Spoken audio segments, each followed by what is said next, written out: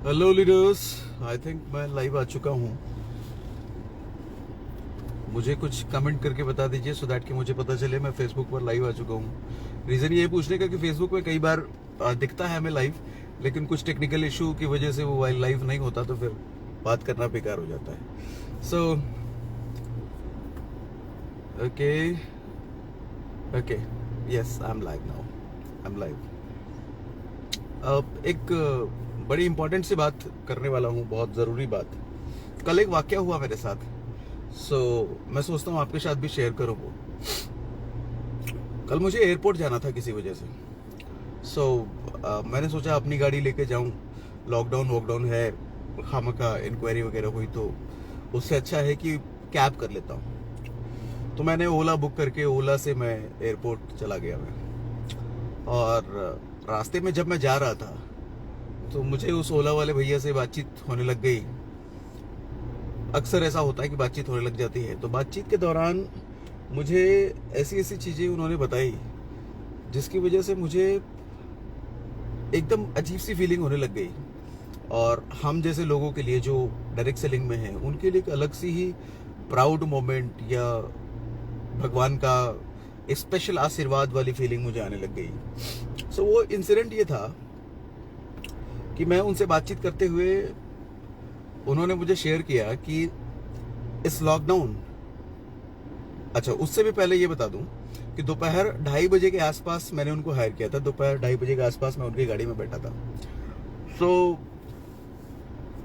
उन्होंने बताया कि सुबह से लेकर के मैं पहला पैसेंजर था जो उनकी गाड़ी में बैठा हूँ, पहला पैसेंजर सुबह से लेकर के। और वो इंसान सुबह के 7 बजे घर से निकला हुआ था। सुबह के 7 बजे घर से निकला हुआ था, इधर से उधर उधर से उधर खाली गाड़ी लेके भटक रहा है कि कहीं से कोई राइड मिल जाए, कहीं से कोई ट्रिप मिल जाए। और मैं सुबह 7 बजे निकले हुए आदमी के पास 2:30 बजे पहला पैसेंजर में पहुंचा था। तब सोच के देखो उस ओला वाले भैया का घर कैसे चल रहा होगा। उन्होंने मेरे साथ शेयर किया कि सर, पहली बार ऐसा हुआ है कि मुझे अपने बच्चे के स्कूल से उसका नाम कटवाना पड़ा है। यस, रीजन फीस नहीं है देने के लिए। ऑल्दो घर से क्लास चल रही है, लेकिन घर से क्लास चल रही है फिर भी स्कूल वाले तो पूरी फीस लेते हैं, वो तो डिस्काउंट करने वाले नहीं है। अब सोच के देखो, जिस बाप को पैसे की कमी की वजह से अपने बच्चे की एजुकेशन बंद करवानी पड़ी, स्कूल से नाम कटवाना पड़ा, उस बाप के साथ कितनी बड़ी मजबूरी रही होगी। आदमी ना कई बार अपने शौक में, खाने पीने में, रहने वहने में कॉम्प्रोमाइज कर लेता है, लेकिन अपने बच्चों की एजुकेशन में कॉम्प्रोमाइज नहीं करता। एक ढंग का बाप, एक अच्छे दिल वाला बाप जो अपने बच्चों के लिए सोचता है, वो एजुकेशन में कॉम्प्रोमाइज नहीं करता अपने बच्चों के। अब सोच के देखो कितनी बड़ी मजबूरी रही होगी जिस लॉकडाउन में उस आदमी को अपने बच्चे का नाम कटवाना पड़ा स्कूल से, क्योंकि फीस नहीं है देने के लिए। अब कैसे होगा, सोच के देखो ना। आधा दिन गुजर जाता है और उसको एक पैसेंजर मिलता है। मैं उससे बात कर रहा था, मैं पूछ रहा था इन दिनों क्या हाल चल रहा है, अभी निकल रहे हो घर से या घर में ही रह रहे हो। तो कह रहे सर, हमारा तो काम ऐसा है कि घर में रहेंगे तो फिर खाने के लाले पड़ जाएंगे, पैसे कहाँ से आएंगे, घर में खाना कैसे बनेगा। तो हमारी तो मजबूरी है निकलनी, तो निकलना उनकी मजबूरी है, निकलेंगे ही। लेकिन मैं पूछ रहा था कितने पैसेंजर हो जाते हैं पूरे दिन में। तो वो कहते हैं सर, कभी 5 हो जाते हैं, कभी 4 हो जाते हैं, कभी 3 हो जाता है। कुछ दिन ऐसे भी बीते हैं पूरे दिन भटकने के बाद एक पैसेंजर नहीं मिला है, पूरे दिन भटकने के बाद एक भी पैसेंजर नहीं मिला। अब सोच के देखो किस तरीके से महीना, किस तरीके से दिन चल रहा होगा उस ओला वाले ड्राइवर का। और सिर्फ उसकी ही नहीं, ऐसे मुझे लगता है कि हजारों लाखों ड्राइवर्स की, ओला जो चलाते हैं गाड़ियां, उनकी स्टोरी है वो। और सिर्फ ओला ही क्यों, आज के टाइम में देखो ना आप, जो दुकानें चलाते हैं। अब मैं जिस जगह पे रहता हूँ वहाँ पास में फ्राइडे मार्केट लगता है। फ्राइडे मार्केट में क्या होता है कि सभी सब्जियां वाले एकदम फ्रेश सब्जी लेकर के वहाँ पे मार्केट लगाते हैं। महीना भर हो गया वहाँ पे कोई फ्राइडे मार्केट नहीं लगा है।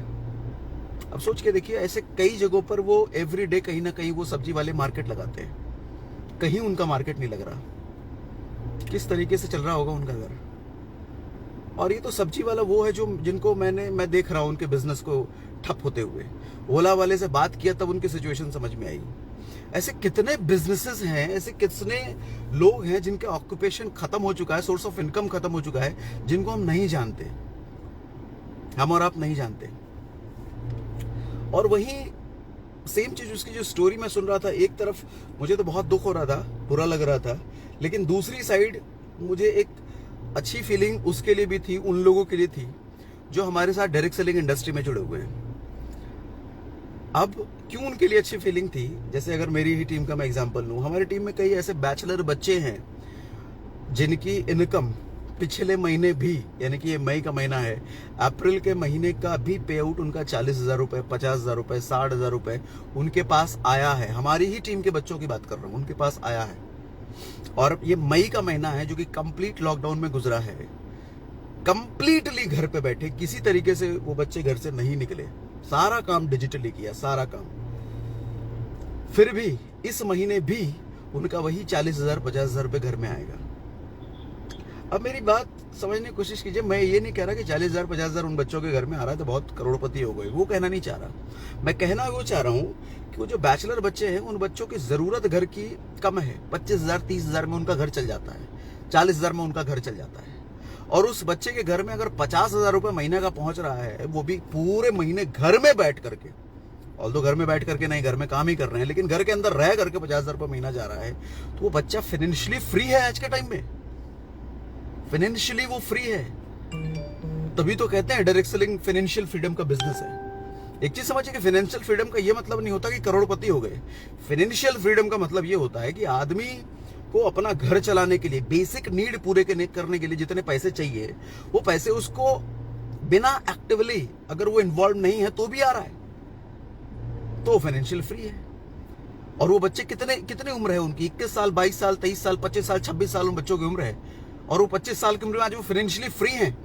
और मैं ये बड़े गर्व से कह सकता हूं कि they are financially free today. और हमारी टीम के बच्चे हैं, और ये तो मैं अपनी टीम के बारे में बात कर रहा हूँ। पूरी डायरेक्ट सेलिंग इंडस्ट्री में कितनी सारी टीमें हैं, कितनी सारी कंपनियां हैं जहां पर न जाने कितने लोग आज फाइनेंशियल फ्री है।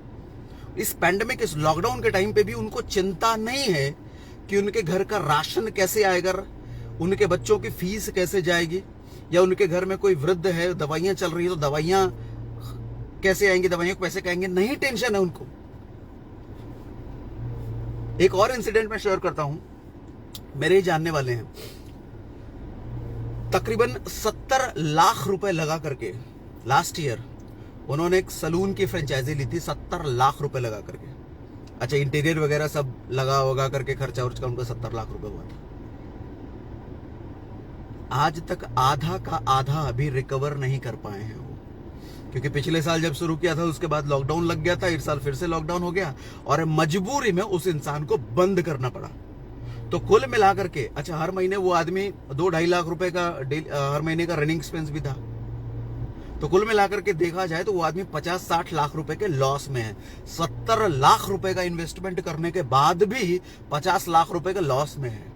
और मैं देखता हूं इन बच्चों को, या हम जैसे लोगों को, या और जो डायरेक्ट सेलर्स हैं, कितना इन्वेस्टमेंट करते हैं, वो क्या करते हैं, अपने घर का रोजमर्रा की चीजें डायरेक्ट सेलिंग से लेते हैं, और इसी में से किसी के 20,000, किसी के 25,000, किसी के लाख, 2 लाख, 5 लाख, किसी के 10,000, किसी के 15,000, किसी के 5,000 रुपए महीने के आ रहे हैं। मैं कहता हूं किसी का अगर 15,000 रुपए महीना भी इस डायरेक्ट सेलिंग इंडस्ट्री से बन रहा है ना, it's a great income in lockdown. उन दुकान वालों से बात करो, जो दुकान वाले आज के टाइम पे खोलते हैं ना, तो पुलिस वाले आ जाते हैं कि दुकान बंद कर, दुकान बंद कर। 15,000 रुपए में महीना नहीं पहुंच रहा उनके घर में। हाँ, किसी टाइम था 50,000, 60,000 रुपए का प्रॉफिट कमाते थे वो महीने का। आज के टाइम में 15,000 का प्रॉफिट नहीं है उनके पास, सेल ही नहीं है, क्योंकि दुकान का शटर डाउन है। गाजियाबाद में एक मार्केट है, तुराब नगर मार्केट, वहां पे हर तरह की दुकानें हैं, साड़ियों के, कपड़े के, हर तरह की दुकानें हैं। और वो मार्केट तकरीबन 1.5 किलोमीटर, 2 किलोमीटर लंबा है। वो पूरा का पूरा मार्केट ना सुनसान पड़ा है पिछले 2 महीनों से, सुनसान। कैसे चल रहा होगा उनका घर, सोचने वाली बात है कि नहीं। और वही कुछ लोग, यूट्यूब पे मैं कुछ वीडियोस देखता हूँ, डायरेक्ट सेलिंग तो ऐसी है, डायरेक्ट सेलिंग वैसी है, ठगती है, बेवकूफ बनाती है। ये लोगों को देख करके मालूम क्या लगता है मुझे, जैसे किसी स्टेडियम में, प्लेग्राउंड में ये एक साइड बैठ करके गेम देख रहे हैं और वो उस साइड से सिर्फ बॉलर उनको पास दिखता है, बैट्समैन तो बहुत दूर दिखता है क्योंकि दूसरे साइड वो बैट्समैन है। तो उनके हिसाब से बैट्समैन तो उनको दिखता ही नहीं, बैट्समैन तो उनको चेहरा दिखता नहीं, तो उनके हिसाब से मेजर प्लेयर उस प्लेग्राउंड में तो बॉलर ही है, क्योंकि दूसरे साइड का सिचुएशन तो उनको दिखता ही नहीं है। दूसरे साइड में कौन प्लेयर कहां कैसा क्या कर रहा है वो तो बहुत दूर खड़ा है। तो डायरेक्ट सेलिंग पर वीडियो बनाने वाले, डायरेक्ट सेलिंग पर वो लोग बोलने वाले, उन पर मुझे ऐसे ही तरस आता है कि ऑलवेज वो सिर्फ एक पिक्चर देखते हैं, अपने साइड का पिक्चर। अरे उन लोगों से बात करो डायरेक्ट सेलिंग में जो पैसे कमा रहे हैं, जो इस पैंडेमिक के टाइम पे भी घर पे रह करके ना 10,000 रुपए, 15,000 रुपए, 20,000 रुपए बड़ी इनकम है सर आज के टाइम में, किसी के घर में जा रही है तो। आज मुझे फक्र होता है बीइंग अ डायरेक्ट सेलर, और जिस कंपनी में हूं मैं फक्र से कहता हूं कि इस कंपनी में हूं, मैं ओके लाइफ केयर में हूं। आज अगर डायरेक्ट सेलिंग की ही सिचुएशन की बात करूं ना, मैं डायरेक्ट सेलिंग की ही बात करूं, तो डायरेक्ट सेलिंग में ही, चूंकि मैं लगभग जितनी भी अच्छी कंपनियां हैं सभी कंपनियों में मेरे जानने वाले लोग हैं, तो उनसे मेरी बातचीत होती रहती है। तो सिचुएशन क्या है आज डायरेक्ट सेलिंग की भी मैं बता देता हूं। डायरेक्ट सेलिंग में भी अब देखो, बिजनेस तो सबका डाउन हुआ है, ट्रेडिशनल वाले डाउन हुए तो क्या डायरेक्ट सेलिंग डाउन नहीं होगा? अल्टीमेटली डायरेक्ट सेलिंग के भी कंज्यूमर, हर कोई डायरेक्ट सेलिंग तो अभी पैसा नहीं कमा रहा, जो शुरुआत में आए वो पैसा नहीं कमाने लग गए, है ना। शुरुआत में लोग पार्ट टाइम में शुरुआत करते हैं, लेकिन मेन सोर्स ऑफ इनकम उनका कहीं किसी दूसरे सोर्स से होता है, चाहे जॉब से होता है, दूसरे बिजनेस से होता है, तो वही उनका मेन सोर्स ऑफ इनकम होता है। तो जब वो main source of income disturb होता है तो ये वाला भी डिस्टर्ब होगा, है? तो इसी तरीके से एक बड़ी लॉबी जो कि कंज्यूमर मार्केट है डायरेक्ट सेलिंग का, कंज्यूमर्स हैं, कंज्यूमर बेस है, जिसकी वजह से डायरेक्ट सेलिंग बिजनेस भी चल रहा है, वो डिस्टर्ब होते हैं तो फिर डायरेक्ट सेलिंग बिजनेस भी डिस्टर्ब होगा, नहीं। और कहीं ना कहीं ट्रैवलिंग, कम्यूट करने की दिक्कत हो, डिस्ट्रीब्यूटर्स को इधर उधर टीम से मिलने जुलने की दिक्कत हो, मीटिंग सेमिनार्स की दिक्कत हो, तो बिजनेस डाउन होगा। वो हुआ भी है, हमने लास्ट लॉकडाउन में देखा, इस लॉकडाउन में भी। डायरेक्ट सेलिंग की सिचुएशन बताता हूं, मुझे लगभग कंपनियों में ना इस वक्त, पिछला महीना अप्रैल था, अप्रैल की जो क्लोजिंग की है ना, और बड़ी बड़ी कंपनियों की बात कर रहा हूँ, छोटी मोटी कंपनियां तो डायरेक्ट सेलिंग की आज के टाइम में खत्म हो चुकी है, बर्बाद हो चुकी है। जो ऊट पटांग प्रोडक्ट बेचने वाले या कपड़ा बेचने वाले या ऊट पटांग चीजें बेचने वाले, जो डायरेक्ट सेलिंग गाइडलाइंस के अगेंस्ट काम करती हैं, बहुत सारी ऐसी कंपनियां जो अगेंस्ट काम कर रही हैं, IDSA के नॉर्म्स के गाइडलाइंस के अगेंस्ट काम कर रही हैं, उनका धंधा तो खत्म है। लेकिन जो जेन्युइन कंपनियां हैं, जो गाइडलाइंस के अगेंस्ट नहीं है, वो साथ काम कर रही हैं, गाइडलाइंस के अकॉर्डिंग काम कर रही हैं, उनकी भी सिचुएशन बता रहा हूं। अप्रैल में जो उन्होंने क्लोजिंग करी थी ना, दे आर स्ट्रगलिंग कि हम अप्रैल के बिजनेस को भी मीट कर लें, इस महीने में दे आर स्ट्रगलिंग। 30%, 40% लॉस में है, और जब कंपनी लॉस में है 30%, 40% इस महीने, तो सोचो उन कंपनियों के डिस्ट्रीब्यूटर्स, लीडर्स का क्या होगा। ऑफ कोर्स वो भी लॉस में है, उनका भी पे आउट गिरा भाई। तो 30%, 40% बिजनेस डाउन में है अप्रैल से मई में। अप्रैल से कंपेयर करो मई में, तो 30-40% डाउन में है। वहीं मैं मेरा बिजनेस देखता हूं, हमारी टीम के बच्चों का बिजनेस देखता हूं, तो मालूम सिचुएशन, रियलिटी क्या है। हम 30-40% डाउन में नहीं है, और मैं ये नहीं कह रहा कि हमारा बिजनेस 50% डबल हो गया, ऐसा भी नहीं है, बट हम एटलीस्ट 10%, 15% प्लस में हैं। ये जो लोग प्लस में नहीं हैं तो वो बराबर में हैं, पिछले महीने के बिजनेस को रिटेन कर पा रहे हैं। इसका रीजन क्या मालूम? बड़ा रीजन है, बताता हूं। आप में से बहुत सारे लोग जो कंफ्यूज रहते हैं ना, सर मैं इस कंपनी में काम कर रहा हूं, कंपनी सही है कि नहीं, स्विच कर लूं, क्या कर लूं, या कौन सी डायरेक्ट सेलिंग कंपनी में जाऊं। अभी देखो, उसका भी जवाब आपको दे देता हूं। मैं किसी कंपनी की कभी बुराई नहीं करता, तो अभी भी नहीं करूंगा, कभी नहीं। वो हमारे संस्कार नहीं है किसी भी कंपनी की बुराई करना, चाहे हम कहीं भी रहें, और किसी को करना भी नहीं चाहिए। बट समझिए, मैं अभी जो समझाने जा रहा हूं मैं आपको, जो कोई भी बिजनेस का राजा कौन होता है मालूम? कोई भी बिजनेस का राजा होता है कस्टमर, कंज्यूमर। अगर आपके प्रोडक्ट से कंज्यूमर खुश है तो आपका धंधा कभी डाउन नहीं हो सकता। अच्छा, कंज्यूमर खुश है, उसके खुश होने के कुछ पैरामीटर्स होते हैं। जैसे वो जिस चीज के लिए पैसे दे रहा है ना, सबसे पहली चीज तो उसको उतनी वैल्यू मिलनी चाहिए जिस चीज के लिए वो पैसे दे रहा है। और दूसरी चीज, जितने पैसे वो दे रहा है उतनी वैल्यू या उससे प्लस में उसको वैल्यू आ जाए, मिल जाए, तो फिर मजा आ जाता है। अच्छा, और जितने वो पैसे दे रहा है, जितना उसका रेगुलर बजट रहता है, डायरेक्ट सेलिंग में आने के बाद भी वो बजट हिलना नहीं चाहिए। डायरेक्ट सेलिंग को कुछ लोग आटपटे नजर से क्यों देखते हैं? वो टोपी पहनाने वाला धंधा क्यों कहते हैं? क्यों मालूम? क्योंकि होता है ऐसा कि हम 10 रुपए की चीज 15 रुपए में बेचते हैं। क्यों भैया? डिस्ट्रीब्यूटर्स को कमीशन बांटना है। 10 रुपए की चीज 20 रुपए में बेचते हैं। और ऐसा भी है भैया, 10 रुपए की चीज 100 रुपए में बेचते हैं, क्योंकि डिस्ट्रीब्यूटर्स को कमीशन देना है। अब ठीक है, डायरेक्ट सेलर समझ गया बात, लेकिन कंज्यूमर नहीं समझने का ये बात कि कमीशन देने के चक्कर में 10 की चीज 100 की बेच रहे हो। वहीं आज, अच्छा, इन्हीं कंपनियों का बिजनेस आज डाउन हुआ है 30%, 40%, 50%। और बहुत सारी कंपनियां तो विलुप्त हो गई हैं, विलुप्त।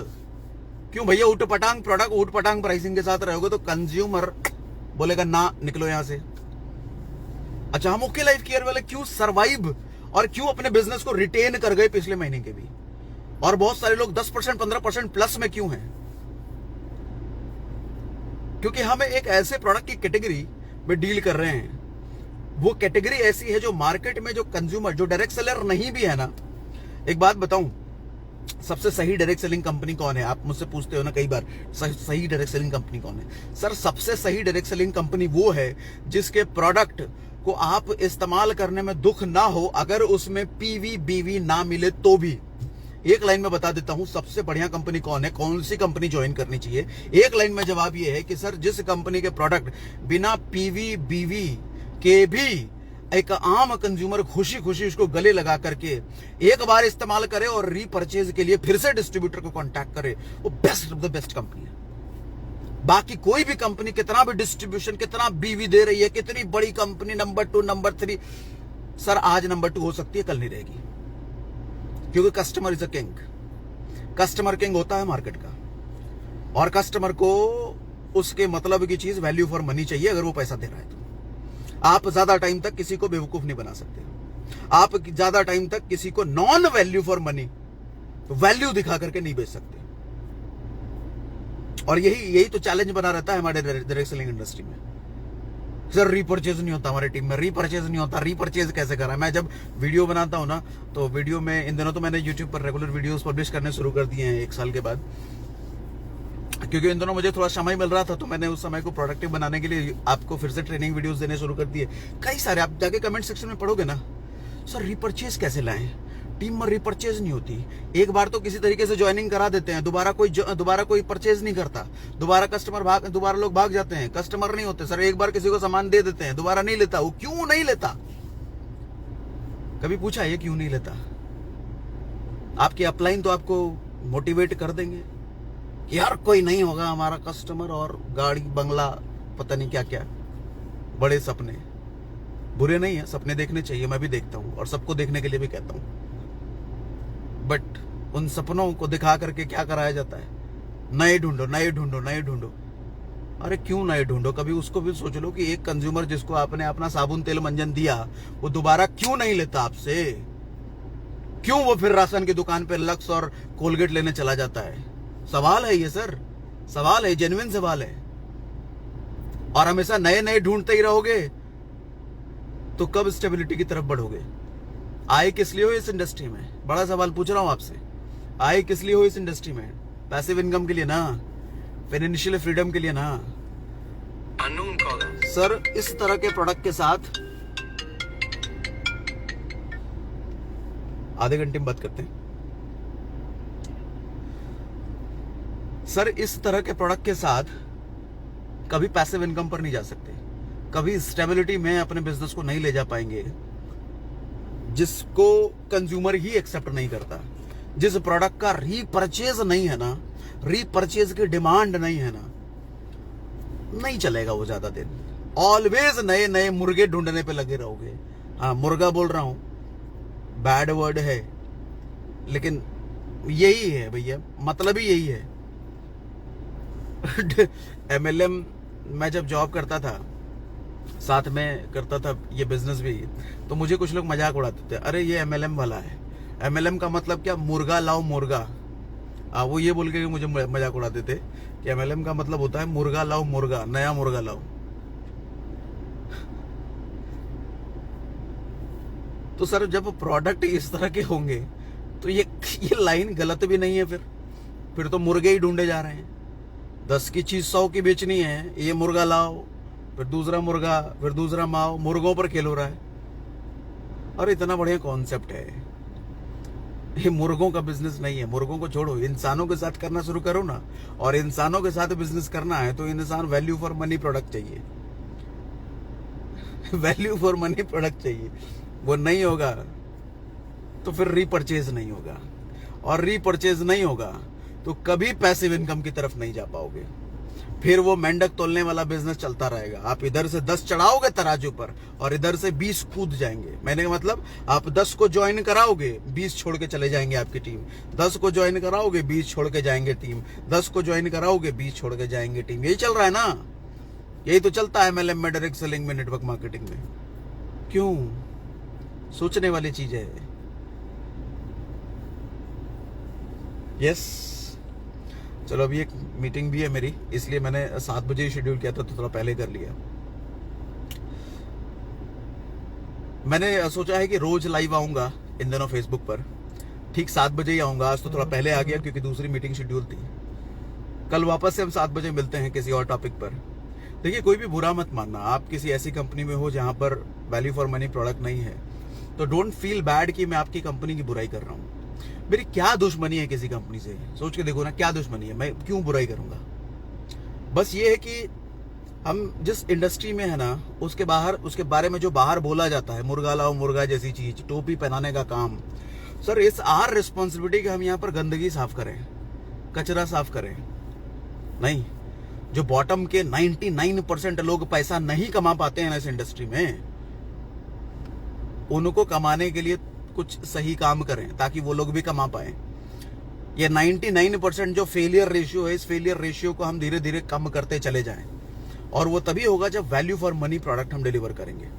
10 पीवी बीवी के नाम पे 10 की चीज 50, 30, 20 में बेचने का काम बंद करना पड़ेगा, तभी होगा ये। मैं किसी भी कंपनी को टारगेट नहीं कर रहा, किसी भी कंपनी की बुराई नहीं करना। किसी को मेरी बात से बुरी लग रही है तो मैं तहे दिल से माफी चाहूंगा, बट ये रियलिटी है सर। ठंडे दिमाग से सोचिए जरा, क्यों मैक्सिमम कंपनियों का बिजनेस 30%, 40% डाउन हो गया अप्रैल से मई में? और क्यों ओके लाइफ केयर के लोग, हम जैसे लोगों का बिजनेस स्टेबल मोड पर है? मुझसे कोई पे आउट पूछता है ना, तो मैं बैंक स्टेटमेंट खोल करके पिछले 7 साल की इनकम एक साथ दिखा देता हूं, क्योंकि स्टेबल इनकम है। लेकिन इंडस्ट्री में आपको मैक्सिमम लोग जो मिलेंगे जो 1 साल की इनकम नहीं दिखा सकते, क्योंकि जिगजैग बहुत ज्यादा है, उतार चढ़ाव बहुत ज्यादा है। ओके लाइफ केयर में ऐसा नहीं है। मेरी बात नहीं, कोई भी ओके लाइफ केयर के डिस्ट्रीब्यूटर जो काम कर रहा है, ऐसा नहीं कि आने जाने वाले बहुत सारे लोग होते हैं जो एक्टिवली काम कर रहे हैं, उनसे मिलो, उनके 1 साल का पे आउट देखो, बहुत बड़ा जिगजैग नहीं दिखेगा आपको। हाँ, जिगजैग होगा, लेकिन बहुत बड़ा जिगजैग नहीं होगा। ओके, तो चलो, कल वापस से मैं 7 बजे मिलूंगा। 7 बजे तैयार रहिए, कल 7 बजे मिलते हैं शाम को। Good day, bye bye, thank you very much.